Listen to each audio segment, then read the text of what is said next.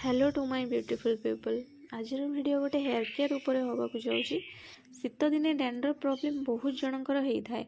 मु गोटे home remedy आज आपण सहित शेयर करी जोटा गोटे थर यूज आपण डैंड्रफ को बहुत कम करदेव। जो दिन आपंकर हेयर वाश करार थो से दिन ये रेमेडी को एप्लाय करी प्रथम गोटे लेंबू को काटिकी दी फाड़ करने।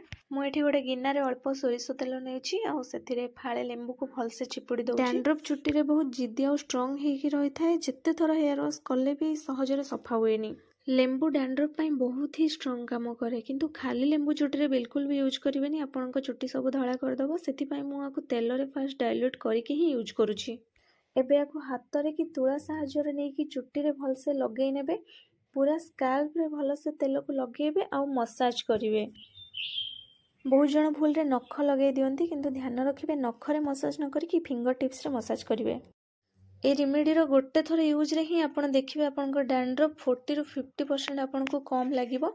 आधा घंटा रू 45 मिनिट आपको हेयर रे एमती लगेकी रहिया पई देबे। तापरे मु एठी मोर हेयर वाश कर नैछि। आपण देखि परथबे मो डैंड्रफ बहुत कम देखा जाउछि। वीडियो भलो लागिले लाइक एंड सब्सक्राइब निश्चय करिवे। आज पई एतिकी बाय बाय।